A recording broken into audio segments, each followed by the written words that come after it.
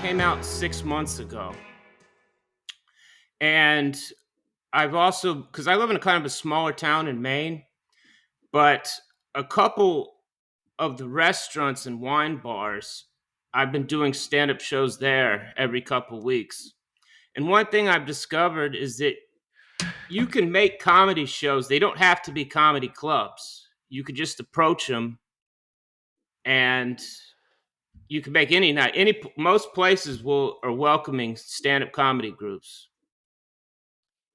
Yeah, you're right. I could say I live down here in Florida. I live down in Okay. South Florida in Fort Lauderdale, and I work in a brewery, and we do have our own stage, and that is something that I've been trying to push towards because it not only allows somebody to develop in a different way, I would feel it opens you to different types of people. I mean, you could be dealing with a crowd that's like really, really hyped up or ready for it, or sometimes completely the opposite.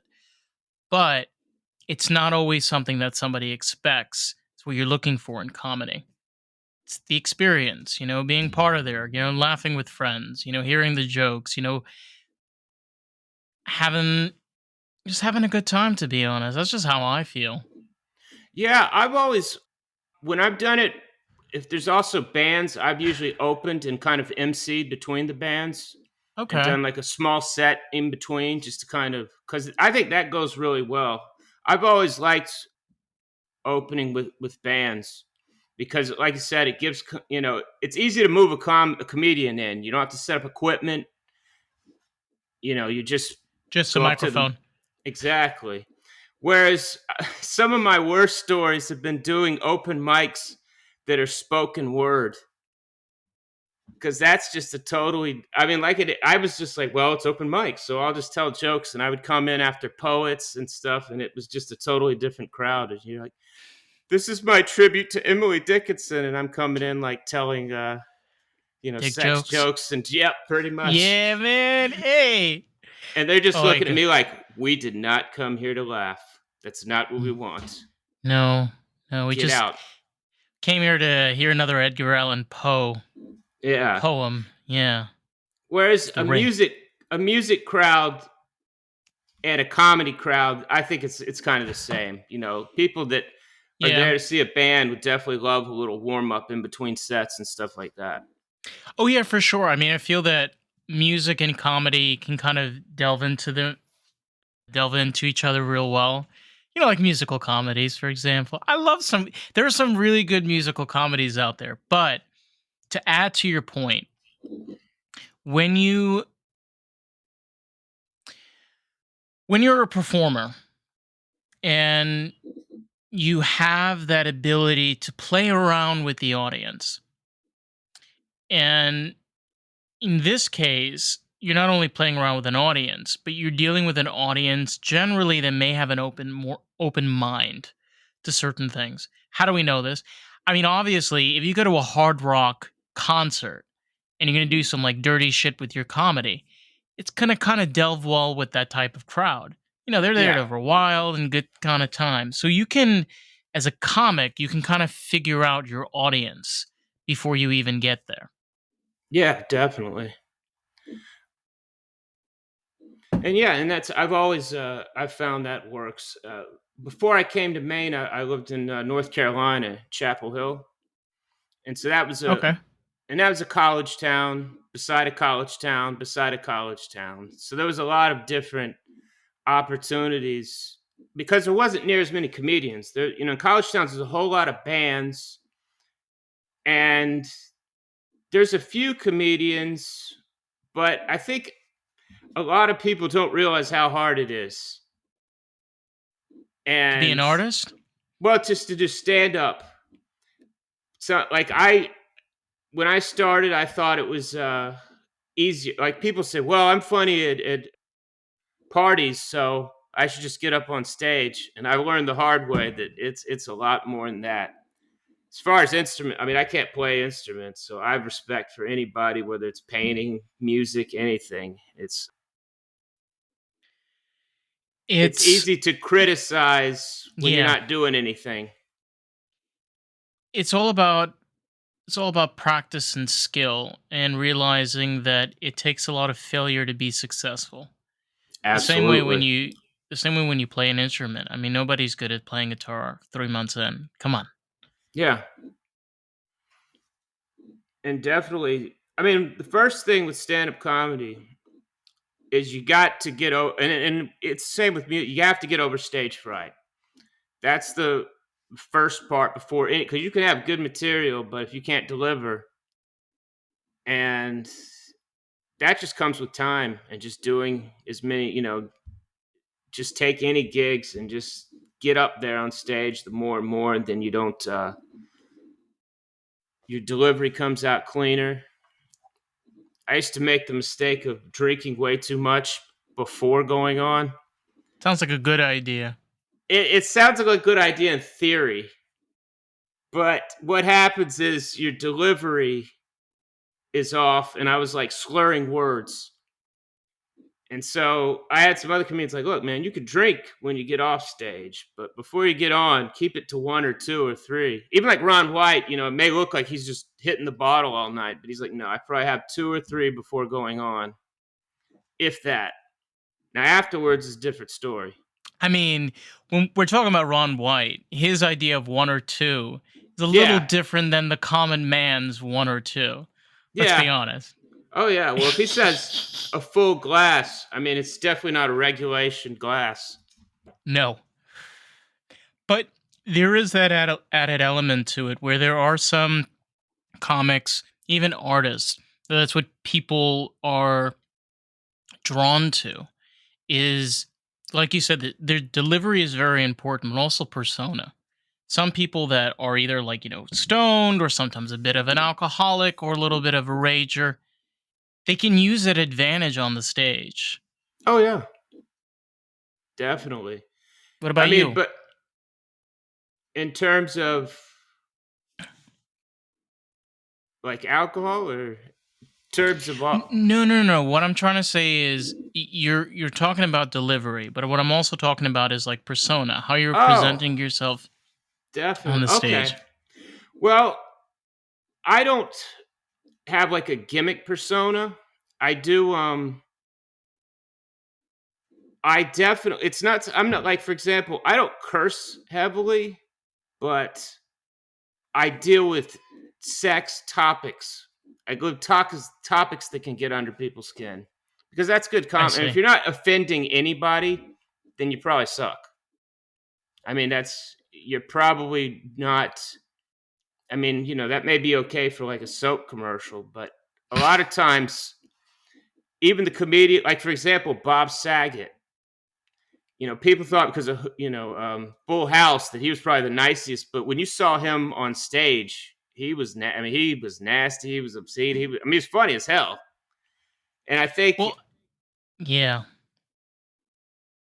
with acting, No, you kind of have to take the gigs you get, the roles you get.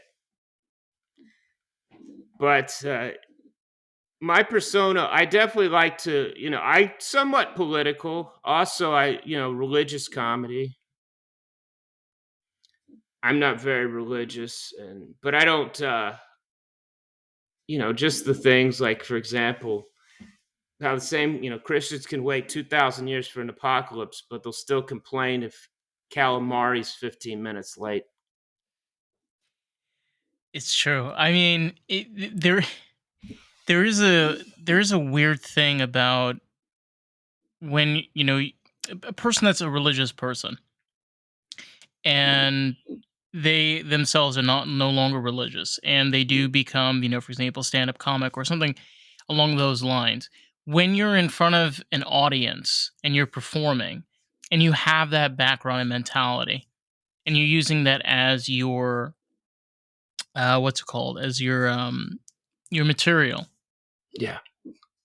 it's so funny because not only they understand what they're doing, but they're doing it in a way that's kind of ironic. You know that they're making fun of it and they're not being totally serious. Oh, yeah.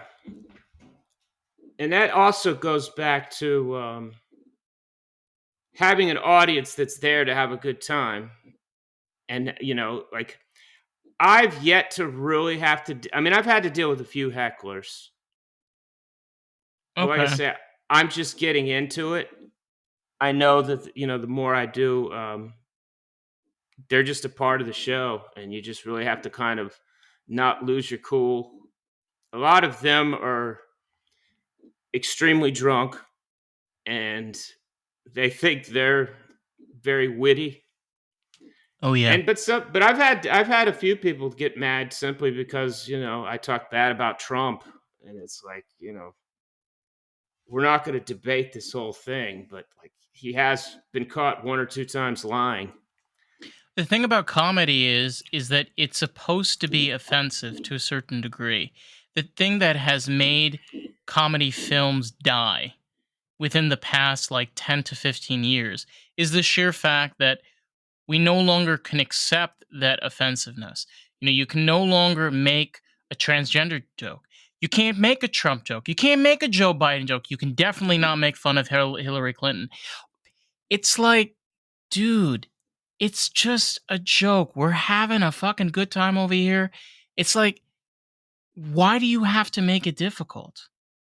And it's a J- sad thing. I don't know if you've heard about like how Seinfeld, Larry the Cable Guy, and Chris Rock no longer do college campuses, and there's quite a few. Like even Trevor Noah and George Carlin before he passed. He was saying the same thing. He's like, and he got a start on college campuses. These are supposed to be the liberal, open-minded people that don't like censorship. And like in the last 15 years, there's no. It's this thin skin that it's like, God, well, you might offend someone. Who cares? Yeah. I mean, like, if the worst thing that happened to you is you witnessed an offensive Halloween costume or someone made a joke about you, I'm not running for mayor. This isn't my political platform. And, if you can't take a joke and you're an adult in college, I mean, do you think the world's going to be like that when you get out? You think your employer's going to give a shit because your feelings are hurt? No. And it's strange because who would ever think that you could get to a point where the one thing that we enjoy the most is just having a good time with people and having a good Yeah. experience. And the thing that we've loved the most about people is the fact that we can say what we want to, be who we want to as artists and creators. Why do you think writers there's the whole writer strike, the whole issue that is around the industrial media of entertainment, the whole segment, the whole genre, the whole idea in and itself is this: we control you, you do what we want, you don't like it, too bad, end of Yeah. story. And I mean, like, and it's also virtue signaling to an extreme degree. Yeah, And agreed.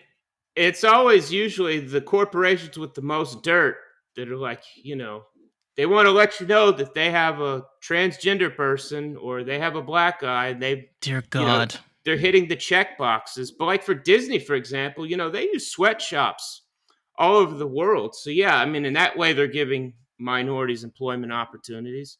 Oh, for But sure. yeah, but so it's like, well, it's great that you had Brie Larson do 100 movies, but in reality, I mean, you're covering up a lot worse. Yeah. And we're way too concerned with check boxes and it's not so like, the whole go woke go broke. It's not that if you have a diverse movie, it's a bad movie. It's if that's your only focus is to hit the check boxes and your only focus is to have a good message and you're not writing a movie anymore. It's like a platform.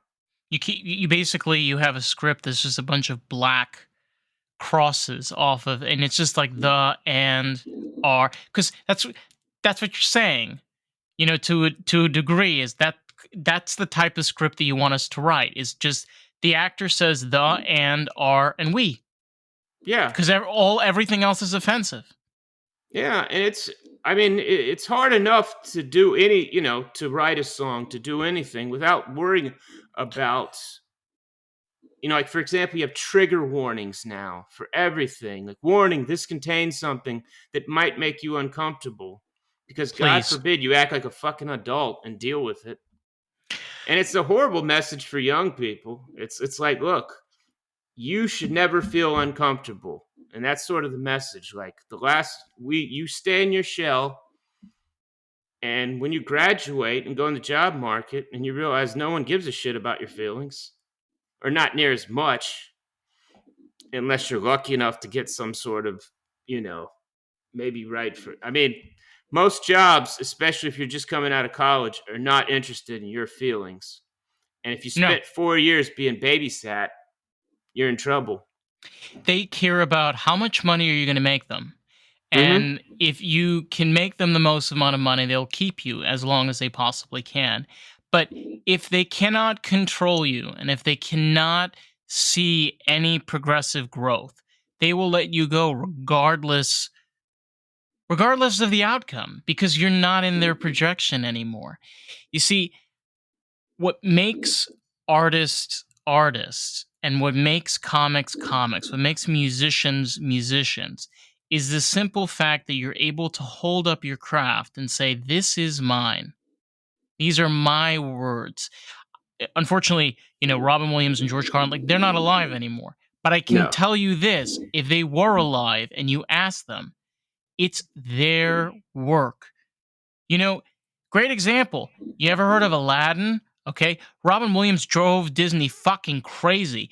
Okay. Because he spent 16 to 17 hours just doing the same shit and then changing it up and figuring out different lines he wants to just for one segment. That's like maybe like 2 minutes in the movie. Yeah. Who does that? And Somebody that's an artist that truly is an artist that really cares about the craft and that's what they want to do and that's why you do it. Why else yeah. would you do it? And of course, they did the live remake without Robin Williams, and it's just like, no, Will Smith is not the genie. It's just not. I mean, like, He got slapped. Just there's saying. way too many remakes too, and it's like we didn't ask for these, you know. And like, I was never a big fan of Disney. I just, no matter what, I just never really liked them. And then, you find out the stuff about like Walt Disney going to Nazi rallies and things like that. It's like, Can I tell you something? sure. Any artist that isn't somewhat fucked up in the head to a certain degree, I don't believe they're an artist. Oh, I agree with that. I'm definitely fucked up in that. Like the fact that that is Walt Disney, okay, for sure. Like he, that is the definition of an art. But that's the thing, though. Okay, because we've been talking about like with corporate. When you're dealing with somebody that's in business, they're not going to understand, a joke writer or somebody that does comedy that knows how to write through. They're going to be like, no, this is not going to make us money. This is going to bankrupt us. And they're like, dude, I've been doing this, for a few years, or like, I've been doing this for 11 years. Like, I know what I'm doing. And this business guy's like, no, no, no. I know where the money goes. Yeah. Well, I mean, like, you get to, like, for example, George Carlin got to a point, and same with like Rob. It's like they could sell out so many crowds that even business were like, look, okay, I'm going to shut up because I know he could fill a stadium. But still, George Carlin would talk about even in the '90s when he clearly established himself. You'd still have people like there was this college kid. It's like the Jerry Seinfeld when a college kid wrote him a letter telling him, how to clean up his comedy so it wouldn't be so offensive. It's like Jerry Seinfeld, really? Yeah, I know, Eh, right?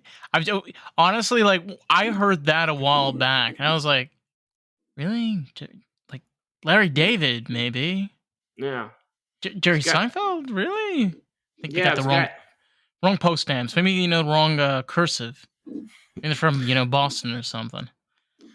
no, he's a San Diego State guy, and he just writes this letter because the biggest complaint was if I tell any joke that even mentions race or anything like that, college students will not only get mad, but they'll pick it. And it's like you're in college and this is the most important social issue is Louis C.K. or a stand-up comedian. Like you're just gonna ignore everything. I mean, if you're protesting a stand-up comedian, then you've completely got your priorities fucked. Yeah. I mean, if you really think that if he stops telling the jokes that, like, for example, violence against transgenders, oh, let's blame Dave Chappelle. Yeah, because that's how that works. Oh my god, dude, anybody that watches that bit, grow up. Okay? Grow up. He is being okay, you have to watch the whole thing. And because if you watch the whole thing, you're like, okay, who cares? Like, that's not the whole part of the joke. It's just like the little end part, whatever. But that like becomes like, oh my god, Dave Chappelle is anti-trans. No, he's not. No. It's And the worst part crazy. is if you read an article, you'll just see the transphobic part because they'll Oh just yeah. write that part out and you'll go, Oh well, this is what yeah. he said. And it's like, that's not the whole Right. comic. He didn't just say, it's not like he just went, made some racial slurs and said, thank you. You've been a great audience. Good night. It's just in a way it almost seems like, does anybody have common sense anymore? Because I think as a decent person, whenever somebody tells me something that I'm not sure of, I like to do a little bit of research. Mm-hmm. And I mean, isn't that a logical thing that you think most people would do? But you'd be surprised. It's kind of strange, the bullshit and crap that goes around the circles, and it's, my God, how many times are we going to go through this? How many times are we going to go through the same thing over and over again? Yeah. And the worst part, I mean, it's like they're not even dealing with, the serious issue. They're just looking to, it's virtue signaling. It all goes back to virtue signaling. It's just like, well, I want to make sure that everyone knows that I'm not racist, which probably means you were in the Klan because it's usually the people that are most desperate to virtue signal are usually like the ones that the checkered past. Yeah, oh And my God. You know what I just keep on reminding myself every single time is that more and more we have to be thankful for more artists. I don't know if you've seen it recently. Bert Kreischer, he made I think one of the first comedy films we've had like this in a very long time. It was called The Machine, and oh my dude, it the fact that he was able to get that film made, God bless him. Because yeah, that's what a comedy film is. You know, all the racial slurs, you know, all of the things that are sexual against women, like all of it. And yeah. it's amazing. Cross the charts. What I always thought was great is how Quentin Tarantino Yes. has Oh, always, no matter what, like even the '90s, he uses like the phrase, "Man, they use more racist slurs than a Tarantino movie," because he just and it's just like people expect it from him, so no oh one yeah. really gets that mad. I think a lot of it is if you have your own audience, it's the same thing like Louis C.K. when they tried to cancel. It's like if They you have an failed. audience that can fill a club, like we were talking about, it goes back to money. It's like, look, if I could fill a club, that's what people care about. And in other words, the less replaceable you are, the more they have to put up with you. Mm-hmm. If you got talent and you can make it happen on your own, then it's like, well, I guess, whereas if you're, trying to get a job on like as a game show host, then they'll look at your past and make sure that you didn't, say call a girl a bitch in junior high school because that was sexist or, Oh my God. whatever. Never happened to Jimmy Fallon. Never. Never, never, never, never ever happened. Yeah. Isn't that a wonderful career? You go from a comic to a talk show host in a Yes. cushy little chair, talking to a bunch of random people you don't even care about. Isn't that a wonderful life? You're a Believe me, that's comic. yeah. It's definitely you ever see the Chappelle skit with the player haters ball? Maybe, but you're probably gonna have to refresh my memory. Well, Ice-T's talking about, he's like, yeah, man, player hating, it's like an art form. I see a guy with a nice car. Why, he's got a nice car, I don't. I'm hating. It's, they show pictures of people and they hate on him. But yeah, like with Jimmy Fallon, like I have nothing against him, but yeah, I definitely, I'm like, No. you lucky motherfucker. Because even at Saturday Night Live, he could hardly keep a straight face. I mean, he was definitely funny, but he was like he would break into laughter. And I understand if you're like a basketball player, someone who's not an actor, but it's like, come on, man. There are some people that like I feel they were born to be talk show hosts, even though that they're Yes. comics. You Mm-hmm. know, it's like have you watch a Jimmy Kimmel when he did comedy, Yeah, okay, and then you'll understand why he's a talk show host. definitely. It all makes sense. Yeah. I mean, he managed to make the Ben Stye show funny. I mean, that was hard to. I mean, that is one, humor. I mean, he's even worse if you see Ben Stein on Fox News or something. But like, Jimmy Kimmel made that show watchable, and that's an accomplishment in its own. I mean, I feel like in a way it's more than ever now. There's more opportunities for comics than there was back then. Yeah. Like in many ways, like that was like your golden ticket. Your comic, and then your talk show, and now you're successful. But I feel now there are just way better opportunities. Well, of course. Yeah, and there's so much. There's streaming. There's Netflix. There's all this. I mean, it used to be also you had to go to New York or LA, and you basically had Saturday Night Live or HBO. And I mean that those are still great opportunities, but that's not a lot when you talk about a country of 350 million people. And let's say even if 1% want to be comedians, it's still like 3 million. I mean, there's still a lot. And now you have so many stream. Plus, you have internet. You got podcasting. You got so many different things that you can start. And you never know. I mean, there's no like with show business. There's no rhyme or reason. There's no like this is what you do and you will make it, or this is what you can't do and you won't.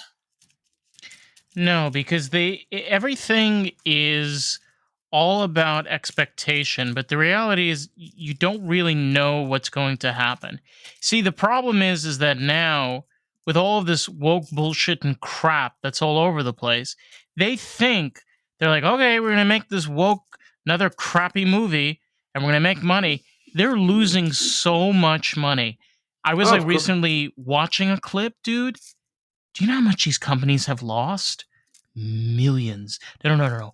Hundreds of hundreds. millions of dollars. Yeah, and another thing like Disney. One thing that they were doing last year and probably been doing for a while is they were buying movie seats. They were buying movie tickets around the country to get the ticket sales up. Like they would go and buy blocks of like 100 seats at every showing. So it's like, well, this is what it did at the box office. And that's basically stock manipulation. I mean, they did it so they could make it look like, hey, these movies. And the thing is, like, they'll say, well, this movie made $200 million, but if it cost 147 million to make, and that's just your early expenses, these movies have to make $1 billion just to make a profit because you're spending so much on the special effects and stuff like that. I mean, that's why comedies, they don't require massive budgets. But like, with the comic book movies, you have to have so many special effects and then, they make so many of them. And then when they take the comic Yeah. audience and say, you know what, we're switching it out with a woman, and if you don't like it, you're sexist. It's like you can't bully into. It's just going to piss people off, and then you have an excuse when the movie doesn't sell well. They're just sexist. They're just racist. It's like no, they just don't like shitty writing. Pretty much. And it's Kind kind of of like like, sorry. sorry, my man. No, it's kind of it's really funny and kind of stupid at the same time because I was like recently hearing about like the new director they have for Star Wars, and she's all about making it anti like masculine, and I'm like, Yeah, are you stupid? What yeah. the hell do you think who do you think are fans of Star Wars? I'm sure a lot of girls, but mostly men. Mm-hmm. It's mostly dominated by males. So, what are you doing? And Uh, the crazy thing is, before Star Wars, she had done documentaries, and the documentaries are good documentaries. But she has no experience in fiction of any kind. And Star Wars is it's like we don't need, and they've been trying. Really, the last three movies have been this way in terms of you know trying to make it not so much anti-man, but just trying to get rid of the old like Luke, and he's drinking that tit milk from the whatever space creature, and he's just like a disheveled drunk. And Han Solo, it's like you're getting rid of all the heroes in a very undignified. Same thing with like Indiana Jones, and it's like, why are you doing this? You if you're trying to make money, is this some like reverse psychology thing that because it doesn't make sense? I don't think it's supposed to make sense. I No, think that I think more than ever there needs to be a way of, and I gotta understood this. You want to be a successful artist, be the best version of yourself because everybody's gonna try to be successful no matter what. But if you can't be true to you, you have to be like, well, I can't. No, don't. Well, I can't mean nothing. Get up there, be you, do what you want to do. End of story. Shouldn't be that hard. You know what I mean? Like it's what? It's 2024. It's not the 1950s. You no, know? It's not. It's not Nazi Germany anymore. Like hello, gotta wake up. Like stop being a bunch of babies. yeah, yeah. And there's so many like the book. One thing that really changed. I mean, I smoke too. I definitely like to smoke the reefer madness. Oh my But god, man! It's the best way to do podcasting. I'll tell you that right now. yeah, I can see that. But one thing I started doing the last couple of years is microdosing. Oh, okay. And that in my book, it's about a talking bear Talking who bear. it's a talking black bear in a fictitious part in Maine, and he kills a trophy hunter in self-defense. And it turns out the trophy hunter's been running a Ponzi scheme. I see. But the main character, besides the bear, whose name is Raymond because of his favorite show, The Blacklist, Okay. but Jack Jack Rollins is not a recovering alcoholic. He was just a drunk, but he's microdosing throughout the book, and I find microdosing has made a huge impact in my life. I've always smoked, but since I really just trying like you just and I try to dose once a month Oh, okay. as well. Like I microdose sometimes, but sometimes I take a full a trip. And I just I think it's the most underrated thing You that talking about people. shrooms? No, well, partially true. I'm talking about LSD. Oh wow. Okay. We're talking about the next level. Yeah, I dabble in shrooms. I haven't done acid before. I've heard it's out there. How has your experiences been? Well, it's hard to describe. I mean, like, shrooms definitely has the visual and the colors. You don't necessarily get that with the LSD, but it's similar to ecstasy to a degree. Okay. But in the 50s, LSD treatment was given to help people with alcoholism. Even Bill Wilson, the founder of AA, tripped acid. He believed that it could be instrumental, like Cary Grant, the movie star in the 50s. He had a period where he tripped once a week for 3 years. And he was dealing with depression, all starts. And he said it gave him the clarity. It changed his mind. He tried everything, expensive, you know, doctors and psychiatrists and stuff. And then, they made it illegal because in the sixth, the war on drugs, which is the biggest crock of shit, you know. Do you know I've spoken about this before. Do you know the primary reason for the war on drugs? It's for only one reason, and it was revealed later on in the 70s. So one of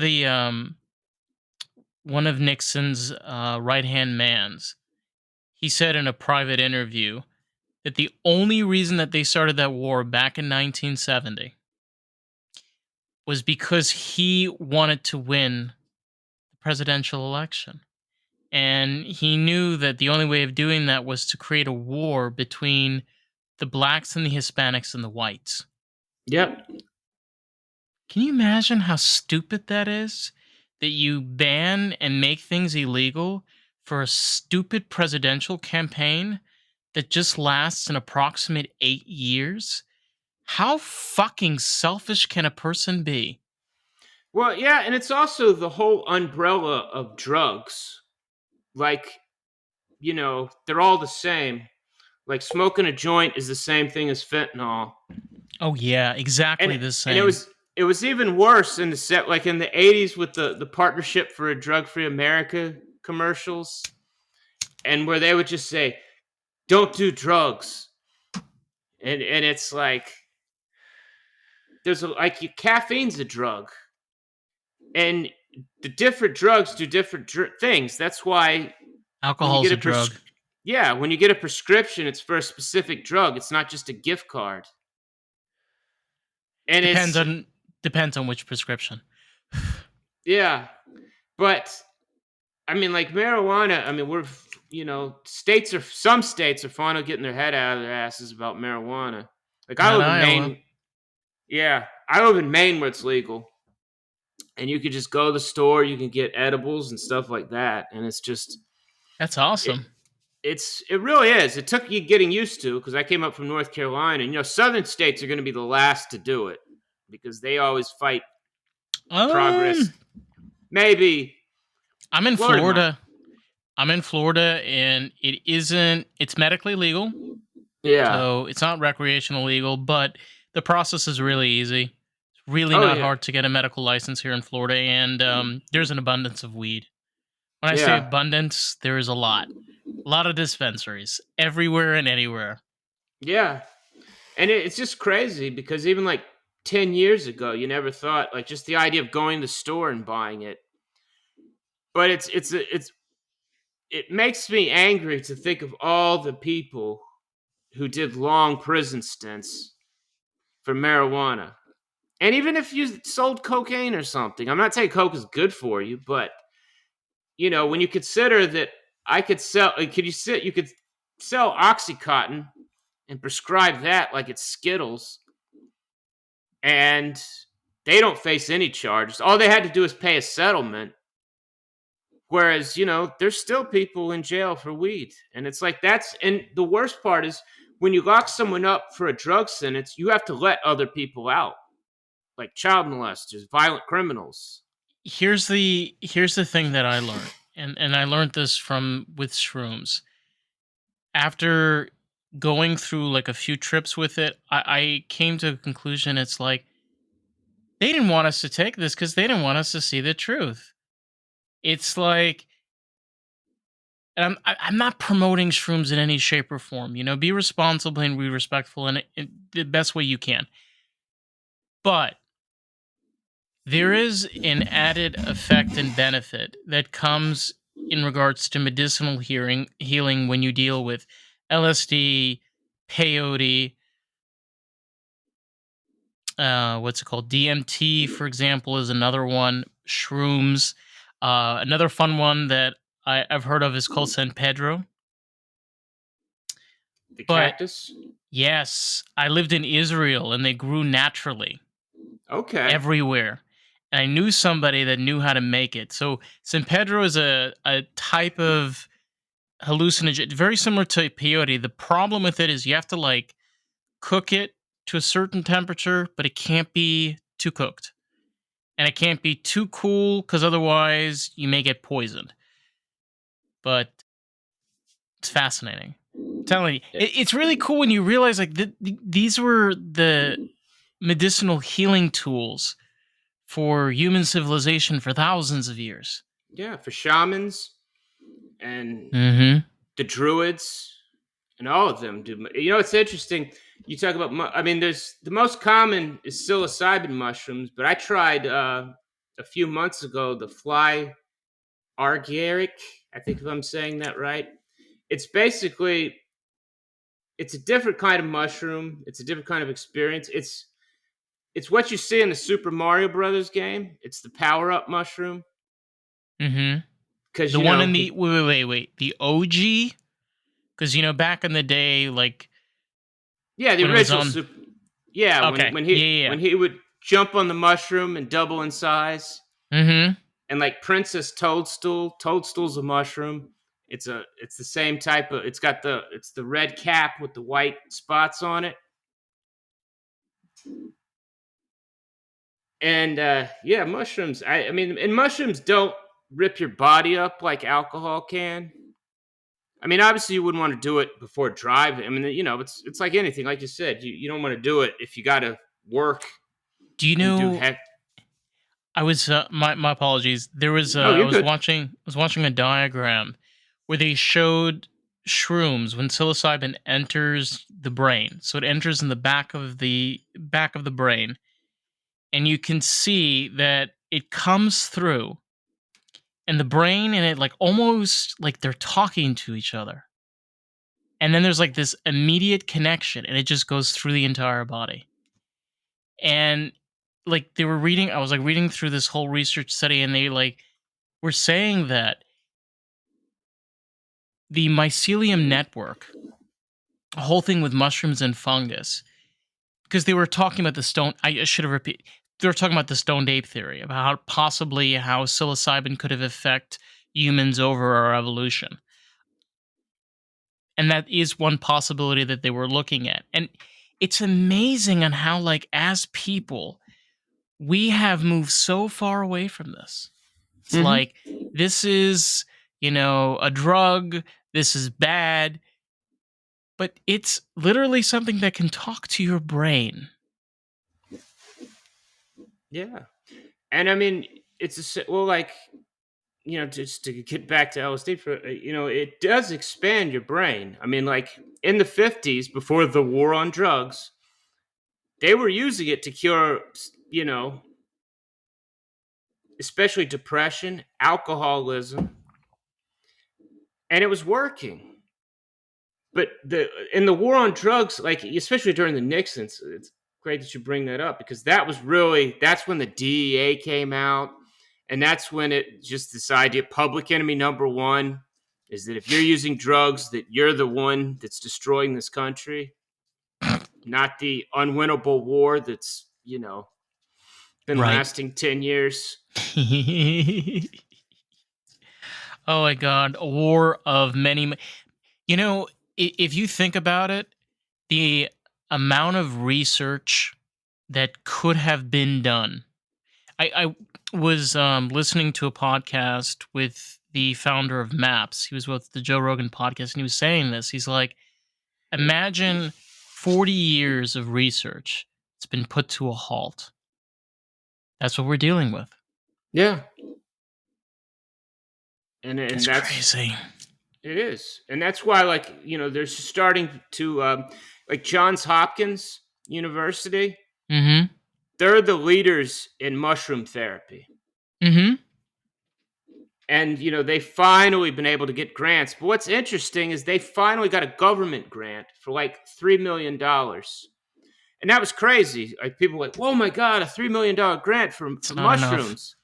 It's not even close to enough. And here's No. the thing: the Partnership for Drug-Free Anti-Marijuana Commercials cost 1.5 billion. Just the fucking commercials.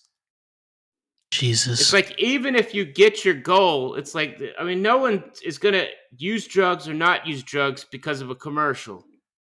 I mean, that's just absurd. No one's gonna be like, "Oh well, I'm not gonna do it anymore if the Ninja Turtles say no." Like, I remember, I don't know if when I was in school, Dare was a thing. I remember Dare Dare. program, Yeah. yeah, and that was a billions-dollar waste. And like you said, if you put those billions into research, real research with doctors, not just looking to form conclusions that you want to hear. I mean, God knows how many things like PTSD, which is another thing that mushroom therapy and LSD therapy has helped And with. also And MDMA therapy. They've been yeah, which, by the way, this year it's going in 2 months. MAPS is getting hopefully going to be getting FDA approval for MDMA therapy. yeah. The process is starting. It's crazy, man.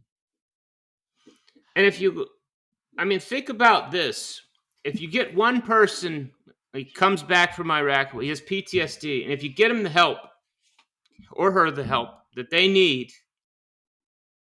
and as a result, they don't drink heavily. As a result, they don't in their marriage. As a result, they're there for their kids. I mean, it's just such a positive cycle. Whereas if you don't do stuff, if you don't have the research and you just say, "Well, we're going to give you some Xanax and tell you keep your fingers crossed," and then when you screw up and commit a crime because you lose your job because you're drinking because you're having nightmares every night, then we'll just send you to jail. Exactly. And as a result, he's not there for the kids. Then they grow up with.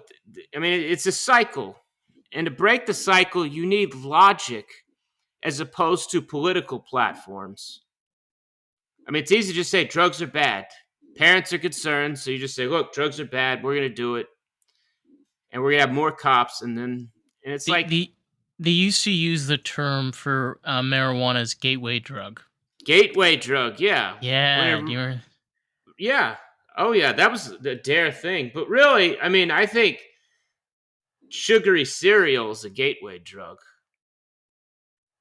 and soda, because that's when first kids realize like they can get energy from something. Mhm. And sugar is a drug. Don't kid yourself. Sugar's got caffeine. I mean, sugar has caused heart disease. I'm not saying like if you have candy, but you know, that definitely is an addictive thing. It definitely preys on, you know, They the were dopamine. they, I remember I was reading an article. They were talking about the addictive. So, funny enough, cannabis is not addictive. No, It's not. Actually, the thing that people get confused is you can get addicted to the feeling, but not necessarily addicted to the actual plant and its compounds and proteins. So, I when you when you look at the actual research and you see things for what they are, what they actually can do. I'm not saying that it's for everybody. You know, no. there are things that work for some people and things that don't work for others. But to limit those possibilities for people, the same way that you're limiting writers, the same way you're trying to limit artists and comics and people that are trying to be the best versions of themselves, you're just creating chaos. Yeah, It's just, like you said, $1 billion on a bunch of bumper stickers for Teachers Yeah, and and their that's RAV4s. yeah. But then of course they'll say, "Hey, we don't want to pay for people's health care, but you got billions of dollars for that shit." I mean, a billion, that's a lot of money. I mean, that's It a lot is. of money for absolutely nothing. And yeah, I mean, you could definitely overdo it with marijuana. It is, it's definitely possible. Oh, But yeah, for sure. if you look at this, I mean, you're not ODing. Whereas, like when Oxycontin came out, and you had doctors pushing it, saying, "Oh, well, it's great. It'll get rid of your back pain," and the tolerance goes up. So you're basically, you made junkies out of a lot of people, and you made people have to, to turn into criminals basically because you basically just gave them, it's basically heroin. Crack cocaine. Yeah, and I mean, if your kid smokes weed and that's where it ends, you've done a good job as a parent. Hmm. Absolutely. You bring up a good point because the the thing about people is the more that you limit people, the less possibility of safety and structure that there is. Yeah, You know, definitely. I mean, like we're talking about like specifically with drugs. I mean, even with like with even the sex industry, Yeah, it's all of this fucking red. Bro, everybody has sex as an adult. Okay? yeah, Everybody. Okay? So all of this stigma and it's like you sometimes just have to come back to yourself and just realize there has to be a way to be not only yourself, like I said earlier, but also to understand that like you can make the choice that fits you yourself. You can be outspoken and do whatever you can. But that's as much as you can do as a person. yeah. What's also you talk about sex. And TV. Yeah, and also, but what I'm talking about is the lack of birth control, Oh shit. especially in southern states, and making it so difficult for teenagers to get birth control because they still believe in the abstinence shit. And that if you just promote abstinence, then you just won't. It's like if you want to stop teen pregnancy, realistically, you have to make birth control as easy as possible to get. I'll tell you right now. Well, I'll tell you this right now. I grew up in a Jewish community, and birth control is not really an option for a lot of people over there. They make a lot of babies, lots of babies. Yeah, but it's even worse, when you have it in high schools and like for example, just like we talk about dare program, abstinence gets taught, like abstinence education. And you know how it is, especially as a teenage. I mean, guys don't lose virginity, they get rid of it as quick as possible. I mean, it's to try to change it. I mean, and that that goes to church and state and this whole idea of, well, if we allow for, if we have birth control, we're saying it's okay to have sex. It's like, yes, because it is okay to have sex. It's even better if you use birth control and have safe sex. Right. But it's like, well, no, let's just pretend it's not happening. And and then you have teens getting pregnant. And then you have, a mother's not ready. And it's once again, it's that cycle. If you could have a mother wait till she's 25 and has a degree, then she's going to be doing a much better job than if she has a kid at 17 and now it's going to be much more difficult to get an education, to do anything. I think to point out what you're saying is it's a good thing to keep an open mind, especially now more than ever. And it's not about changing somebody's perspective in any shape or form. but allowing them to know what they're dealing with, allowing them to understand, what's in front of them. And again, like understanding that it's okay to be offended because then you can say on how you feel and the Yeah. other person can react and then you can have a conversation. Isn't that crazy? The different Conversation. No, a opinions. But conversation with someone who disagrees with you? crazy. That's crazy. And that's the whole thing about colleges now. Like you even like Harvard, for example, has segregated dorms that is an option and segregated graduation ceremonies, and they talk about safe spaces. Do we start From saying Sichheil yet? Or no, yeah, we're it's not like there yet. I thought we had this, and it's like minority students are like, well, we want a safe space. It's like, are you telling me the white guy playing frisbee golf, you need a safe space from him? It's college. Meet some new people. Get out of your comfort zone. And if you don't like what the Trump supporter on campus is saying, challenge him. Challenge his ideas with intelligent debate. But don't just call him an asshole and then wonder why he doesn't want to listen. I mean, if you approach someone with "you're wrong and I'm right, you're an asshole," and that's that, you're only going to get uh, that kind of response. But it's like everyone would rather just have sides. They'd rather just say those are the bad people and we're good and that's it. But it's like, look, if you can actually get them to see your point of view, you might actually make a change. It it always is difficult to make that step, It to be is. able to have the balls, as they say, to say how you feel and be able to accept the criticism wholeheartedly. It My God, I have we become so soft that we can't accept criticism? Yeah. I mean, a lot of ways we have. Like one, I know we keep going back to Chappelle. I One fucking love comedian, Chappelle, man. I love Chappelle. I love Chappelle. He was talking about Hannah Gatsby. I don't know if you've heard of her. No. Well, she's this comedian. I mean, she's a lesbian comedian. She's just not funny. And it's not, I mean, there's a lot of gay comedians that are funny as hell. It has nothing to do with that. But that's her whole routine is that she's gay and that she hates men. But I the see. jokes aren't there. And she has this group that kind of laughs at her, but it's sort of like when you laugh at your 7-year-old who tells a knock knock joke. It's not because he's really that funny, it's because it's cute that he's doing it. You want to support your kid. Like if you go to your kid's play, it probably sucks when the acting isn't all that great, but you love No. your kid.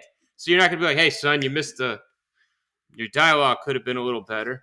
And with Hannah Gatsby, it's like I saw her routine because Chappelle had brought it up. He's like, I don't think Hannah Gatsby's funny at all, and I was wondering who she was, and so I googled Hannah Gatsby, and I just heard her routine. It's called Nanette, and she spends like 10 minutes just explaining what's going to happen in her routine Wait, with no punchline, and she's just like, I hate men.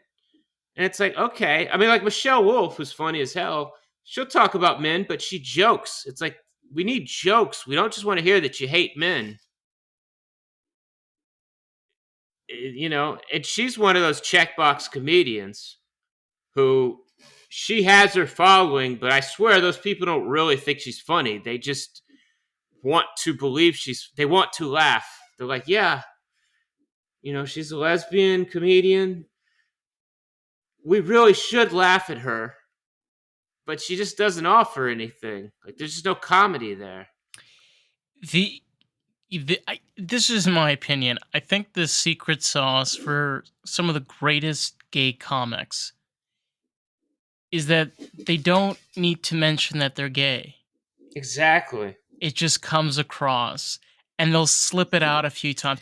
My favorite ones will be like, "And so you get it. I'm gay. Move on. Make a lot." But that's not the entire bit. That's Yeah. not the entire focus. And again, like that's the whole like woke agenda. It's like, look at me, look at my pronouns, Look at all the boxes I check off.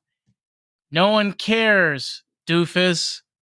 Especially when you're putting that above the artwork. That's where the go woke, go broke is. It isn't because you had a black guy. There's lots of great black actors. There's lots of great movies with diverse, with, minorities and women. And it's just, but they're trying to make great movies. They're not just trying to say, look, we had a black actor, so come see it. Or we had a gay person in it, so come see it. Or we switched out the white man for a black woman, so go see it. And it's like, yeah, but are you? And it's the same with like CW TV shows for a while. It's like I know. and I think the woke era, it'll just be something we look back in 20 years, like, man, the woke era, because it all comes in backlashes. You had Trump and you had that extreme. So then you had woke, which was the extreme to that. And it's a reaction, it's not a response. And then you'll just say that, like, look, you spent hundreds of millions of dollars and you just made shit. You just made bad movies. I mean, Some of my favorite movies are the most offensive things that you could ever watch. And it's not because I'm an offensive person. You know, no. like Pulp Fiction, for example. Oh, I love Pulp Fiction. I fucking that movie is offensive as shit. Good But God, the racial slur. Yeah, that's what I mean. it's like, who cares? Yeah, and you expect it. It's kind of And Tosh Point oh is another example. Tosh I don't think Point, I don't think I've seen it. I should now see it. but But yeah, go on. but yeah, Pulp Fiction's a Reservoir Dogs. Same thing. It's Quentin Tarantino, and he just doesn't care. Like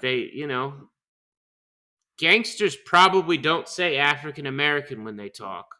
They're probably somewhat sexist.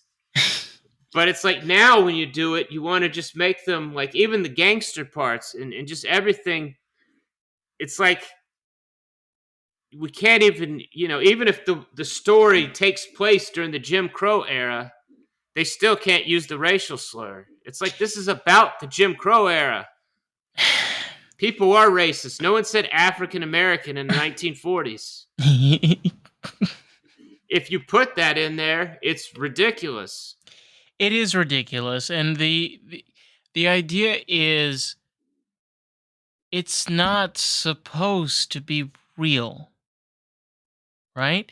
I think we can all agree when we watch a movie, it's not real, right? It's a movie, obviously. Okay. It Why is that so hard to realize? Why does a movie have to be like real life? The movie's not about real life. And again, like tying in with comedy, when you sit down in a comedy club or you go see a comedy show, you're not coming there to see somebody portray real life. No. And that's the whole thing about like and the door only swings one way. Like for example, if like when Hannah Gatsby makes comments about how much she hates men, she gets, she could go at any college campus she wants. But if Chris Rock says something about a woman, Chris Rock has never been arrested for, domestic violence or anything. He's just making jokes. And you find a lot of these comedians who may come off, it's like they're actually some of the nicest. Like I met Lewis Black, and he comes off Okay. as a hardcore stand comedian, but he's the nicest guy because it's a show. And even though, yeah, there's some political stuff and there's some you relate it to real life to a degree, but like if he tells a story, then it's like if a guy's like both genders joke about each other. Every male comedian jokes about women. Every female comedian jokes about men. Every white person will joke about black, vice versa. It's Right. not because they hate them. It's because we're observing the differences. And of course, sometimes we're not telling the truth. It's make believe. as you said, and it's this is nothing new. Like in the '80s, they blamed like Ozzy Osbourne for people killing themselves because they had listened to some of his songs. It's like, yeah, I'm sure the kid was completely well adjusted before he listened to an Ozzy song, and that's why Right. he killed himself. Then they did gangster rap, and they were blaming that for all the anti-police. No, it has nothing to do with the fact you've been beating shit out of black people for 100 years. It's because they heard a rap song. And now it's, the same thing, except now it's coming from the other side. But it's the same idea of like, well, if you say this about, you're promoting this, you're promoting that. It's like, no, I wrote a song. Like, That's I all it believe, is. yeah, and I believe art imitates life. It's not the other way around. Like, as David Cross said, what video games was Hitler playing? What movies was he watching? I don't know how great the movies were back when Hitler was around, but I could guess a lot of dramas. Well, I mean, his point was that they act like violence is a new thing. And Mm-hmm. violence has been around for 4,000 years, long before they had video games and movies. And it's a lot, like, for example, instead of dealing with the gun issue, it's much easier to blame a rapper or to blame a violence on TV as opposed to saying, well, it's really fucking easy to get a gun. Because that puts it back on the politicians. It's much easier to say, well, the problem is sex on TV. Yeah, there's a lot of sex on TV, but, you know, sex has always been there. And It's, as they say, it becomes almost opaque because there's so many ways where you can fold it and twist it and turn it to your own liking. We have one gift here, which is called freedom. And you can create your reality away from that, and that's your choice. But understand that there's consequences that come with it. yeah, definitely. John, my question for you is this. I know you mentioned that you started doing comedy recently in the past few years. Do you have any social media or anything? If anybody wanted to check out your stuff, they can find you. So I will have a routine out pretty soon that I can put jokes out. I actually don't have a website up yet. If they go, if they, I have a blog on Substack, Okay. J.R. Bradbury Substack. My name's John Bradbury, but JR is my author name, but that's also my blog. And I write a lot of articles, and a lot of the stuff we've talked about, I've wrote in my blogs because in my blog, I write it in more of a conversational, like it's not just like I curse. I try to illustrate, like, for example, my latest one was about Frank Abagnale. Catch Me If You Can. Remember that movie? Okay. Leonardo DiCaprio? Frank Yes. Abagnale was a complete fraud. He was a fraud about his fraud. In reality, he never did any of the shit that he claimed in the movie. From 16 to 22, he spent half his time in prison for writing bad checks. And when he was flying around he got a pilot's uniform, it was only to stalk this one stewardess or flight attendant. Like, he stole a total of like $1,200 in checks, not $2.5 million. He never worked for the FBI. The smartest thing he ever did was convince Steven Spielberg that his bullshit story was true, and his book. And that's like an amazing thing of just like how easy it can be to fool the media. Like, to just, if they want to hear that narrative, they can do it. Like, they'll let you just lead them in a certain direction, and they'll do it for you. I mean, how many times have you seen them run with a story that turned out to be total bullshit? Too many times to count. Yeah, and then it's like, oh yeah, we were wrong. It always Eh, feels like a twist of the barrel. But listen, it's been a pleasure, John. Thank you so much for coming on. It's always great to get a good laugh and to dive deep into the land of the mushrooms. If you want to check out more of the podcast, you can find us on Facebook, TikTok, Instagram, and YouTube at Lost in the Groove Pod. With that, we'll catch you on the next time. All right.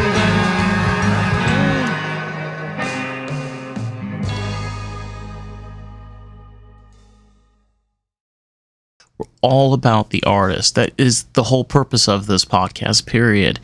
And you have a really valuable tool. You can share this with artists, people that are creative, someone that can enjoy this podcast and really enjoy the experience of Lost in the Groove. So, with that, let's jump back to today's episode, shall we? Hey, it's Dave, and I quickly just wanted to jump in and say if you've been enjoying the podcast, enjoying this episode, if you can leave us a review on Apple Podcasts, that'll be so greatly appreciated. Because here's the thing. Someone might read that review and make the choice if they want to listen to the podcast. You get to help grow this podcast with us. How fucking cool is that? Let's jump back to today's episode.